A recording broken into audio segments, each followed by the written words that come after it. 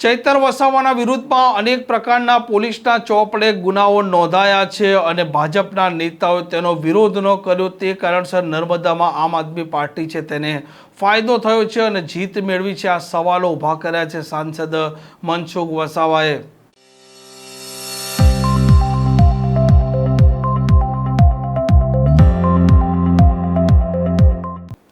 નમસ્કાર, આપ જોઈ રહ્યા છો હોટલાઇન ન્યૂઝ અને હું છું આપની સાથે તોફિક ગાંચી। નર્મદા ભારતીય જનતા પાર્ટીનો ગઢ ગણાય છે અને ગઢમાં જે પ્રકારે ધારાસભ્ય ચૈતર વસાવાએ આદિવાસીઓના જળ જમીન જંગલનો મુદ્દો ઉપાડ્યો અને તે જિલ્લા પંચાયત અને 4 તાલુકા પંચાયતમાં જીત મેળવે છે, પરંતુ હવે નર્મદામાં ભાજપનો જે આંતરિક કલહ હતો તે સામે આવ્યો છે અને સાંસદ મનસુખ વસાવાએ જે પ્રકારે ચૈતર વસાવાના વિરુદ્ધમાં પોલીસના ચોપડે અનેક ગુના નોંધાયા છે તેને લઈને ભાજપના નેતાઓએ સભામાં નિવેદન ન કર્યા તે કારણસર આમ આદમી પાર્ટીને ફાયદો થયો તેવી અત્યારે તે વાત કરી રહ્યા છે। પણ મને એક પણ દિવસ એવું નથી કોઈ પ્રમુખનો ફોન આવ્યો કે મહામંત્રી કે પ્રભારી અર્જુન ચૌધરી કઠપુતળી જેવો હા આ પહોંચાડજો વાત અર્જુન ચૌધરી એટલે કઠપુતળી જેટલું નતા એટલું કામ કરવાવાળો જિલ્લાના ટીમની એની જવાબદારી છે કે મને મોકલવું છે કે આ સીટ નબળી છે, આ જિલ્લા સીટની છે કે આ વિસ્તાર નબળો ત્યાં મને મોકલવું જોઈએ। આ બધા ઘણા બધા અને ઉમેદવારો આપી દે તો વાંધો ને ભાજપ અને જીતવા માટે કોઈ નીકળ્યો છે, જિલ્લા પ્રમુખ નીકળે છે કોઈ દિવસ કોઈ મને બતાવે ફોટો કે જિલ્લા પ્રમુખ નીલભાઈ રાવ કોઈ જગ્યાએ જિલ્લા પંચાયતના ઉમેદવારને જીતવા માટે કોઈ સભા કરી છે? એમના 3 મહામંત્રી છે, તમે બહુ સારો શબ્દ વાપર્યો છે।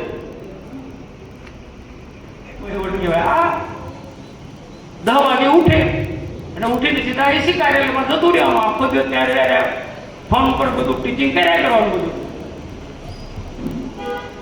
ને કોઈ મહત્વના નિર્ણય લેવા હોય તો અમને તો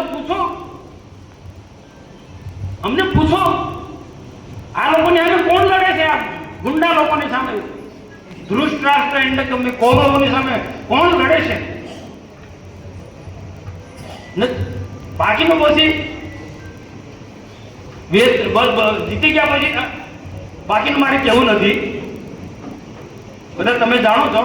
આ બધા કારણો છે, આમાંથી આપણે બહાર નીકળવું પડશે। ભારતીય જનતા પાર્ટીના કાર્યકર્તા તમે છો, એને ખબર છે લોકો કામ માટે જાય 10 વાગે 8, 9, 10 વાગે। ભાઈ તમે નેતા છો, તમારે વહેલી સવારે જાગવું જોઈએ, લોકોના પ્રશ્નો સાંભળવા જોઈએ। 10 વાગ્યા સુધી તમે ઊંઘો તમારા ઘરે, એ ભોલો હોય કે નીલ હોય, આ તો પદ છોડતો હોય તો નહીં ચાલે, અહીંયા કાર્યકર્તા સાંભળવો પડશે। 10 વાગ્યા સુધી તમે બિસ્તરમાંથી ઉભા નહીં થાવ। મેં નરેન્દ્ર મોદીનો દાખલો આપ્યો, જાઓ નરેન્દ્ર મોદી પાસે કાર્યકર્તા શીખે, આગેવાન શીખે, મેં વાત કરી હતી। 4 વાગે માણસ જાગી જાય, બ્રહ્મોત્સવ જાય, નિત્ય પ્રવૃત્તિ કરે, પૂજા પાઠ કરે, ના 9 વાગે તેનું કાર્યાલય ચાલુ થાય, લોકોને સાંભળવાનું ચાલુ કરી દે। ના આ અનેક રાજ્યો ના અનેક સંગઠનના લોકો આ પ્રકારની આપણી કાર્યપદ્ધતિ છે ભારતીય જનતા પાર્ટીના। પેલા લોકોમાં અને આપણા લોકોમાં બહુ ડિફરન્સ છે। 9 વાગે 10 વાગે ઉઠે એ રાક્ષસી વૃત્તિનો માણસ છે। મેં આ વાત ઘણી જગ્યાએ કહું છું। આના 2 રાક્ષસો કે મેં કીધું ને બીજા કોઈ રાક્ષસો હોય, એમાં નીલ હોય કે પછી ભોલો હોય। ભોલાનું હું નામ છે જેને પણ જિલ્લા પંચાયતની અહીંયા એક પણ મહામંત્રી કોઈ તાલુકાની સીટ પર કે જિલ્લાની સીટ પર ઉમેદવારને જીતવા માટે નીકળ્યો છે કોઈ મહામંત્રી? કોઈ તો મને ફોટો પડે। આ હારવાના કારણ છે પ્રમુખ એસી ઓફિસમાં બેસી રહે, મહામંત્રીઓ એસી ઓફિસમાં બેસી રહે, તો કઈ રીતના તાલુકો જિલ્લો જીતવાનો છે ભાઈ? કઈ રીતના જીતવાનું? કે ધારાસભ્ય આવો પ્રકારનો ગુનાહિત કૃત્ય વાળો છે, આટલા ગુના, એ મેં માહિતી આપી છે જિલ્લાના લોકોને। આ જ માહિતી લઈને તમે ગામડે એક બૂથ પર ગયા હોત, તાલુકાના જિલ્લાના સંગઠનના લોકો, તો આ સ્થિતિનું નિર્માણ ના થયું હોત। જવાની જરૂર નથી, મેં કીધું આવતા મુદ્દા લઈને જજો, વિકાસના કામો લઈને જાઓ।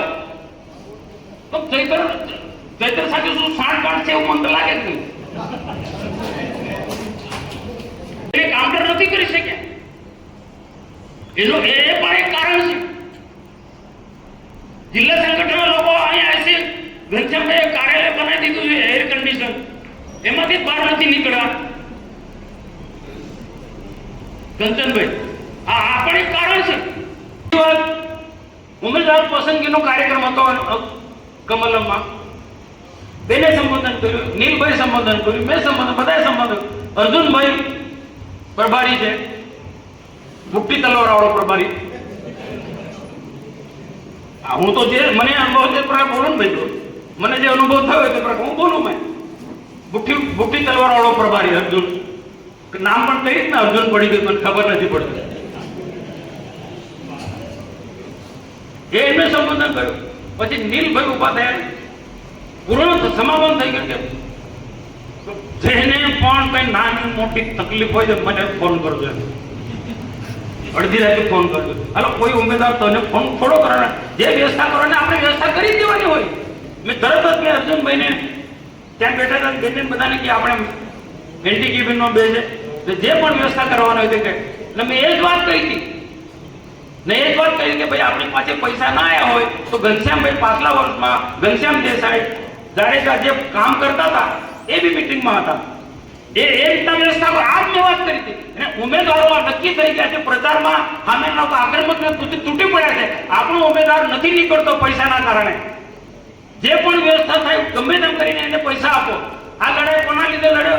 પાર્ટીના ઉમેદવારોના લીધે લડ્યો. તાલુકાના ઉમેદવાર કે જિલ્લાના ઉમેદવારો.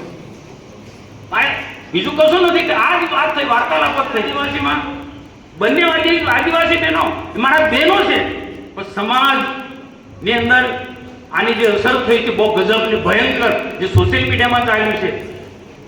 પાછળ બધી વાતો કરે છે, મનસુખભાઈ બધી વાતો કરે છે. પણ બે આદિવાસી બહેનો ખરી પણ નોન આદિવાસીને પરણેલી છે.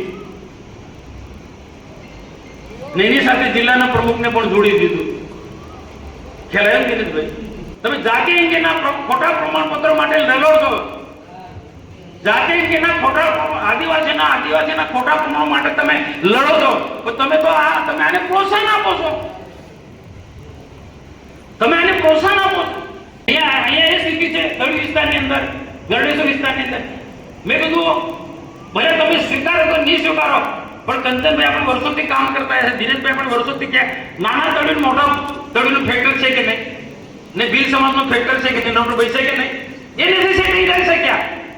એમને બુદ્ધિ જ નથી, કઈ અક્કલ જ નહોતી કે કઈ સીટ પર ભીલ સમાજમાં ચાલે, કઈ સીટ પર નાના તળી ચાલે, કઈ સીટ પર મોટો તળી ચાલે, તાલુકા જિલ્લો. અને આપણે કીધું છે, મેં એમને કીધું છે આ સીટ પર આ ચાલે, આ સીટ પર આ સમાજ ચાલે, આ સીટ પર આ કે ના ના ના ના. અમારું તાલુકાનું સંગઠન હોય, તાલુકાના સંગઠન તો એકડો આવડતો નથી. તમે તેને ત્યાં બીજું ક્યાં કીધું છે?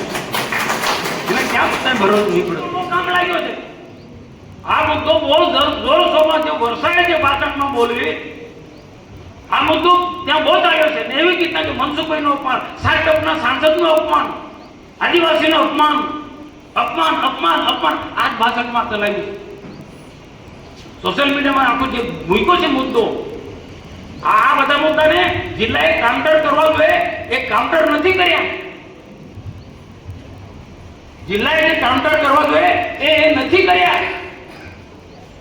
ચૂંટણી પ્રચારની જે વ્યવસ્થા તંત્ર જે રીતના જે ગોઠવવું જોઈએ એ રીતના ગોઠવાયું નથી. આડે ધડ આ મહામંત્રી ભોલાભાઈ ડેડિયાપાડામાં ઘરની બહાર નથી નીકળ્યા. ઓછી દિવસે એસી ચાલુ કરે અને ખાય અને બે ચાર પાંચ લોકો સાથે બેસી ને ચૂંટણીનું કામ બે આ રીતના ચૂંટણી જીતાય. ભાઈ મારે તો સારો સંબંધ છે, આ તો કેવું પડે ને. આપણે આળસમાં રહીએ, નામના ભરોસે રહીએ તો શું થાય? શું થાય? આમના ભરોસે રહીએ, નીલેન્ડ કંપનીના ભરોસે રહીએ તો શું થાય? વિધાનસભામાં જાય તો એમના ભરોસે નથી રહેવાનું. આપણે ભારતીય જનતા પાર્ટીના વિચારધારાના વળેલા કાર્યકર્તા છે. 2 વર્ષ સુધી એવી મહેનત કરો, એવી મહેનત કરો જે પહેલા પાછલા 20-25 વર્ષમાં આપણે જે મહેનત કરતા હતા ને ઋષિભાઈ, તમે વડીલો છો, દિનેશભાઈ તમે નીકળી પડો, કોઈ કે નાખો, અશોકભાઈ તમે કોઈ કે નાખે, પ્રકાશભાઈ કે નાખે નીકળી પડો. એવું નથી કે આપણી પાસે કોઈ ટીમ નથી. એટલે એમને મેસેજ આપો કે તમે કામ કરવામાં સક્ષમ ના હોય ને નીકળી જાઓ. અમારી પાસે બહુ જૂના લોકો, અશોકભાઈ જેવા લોકો કામ કરવા સક્ષમ છે.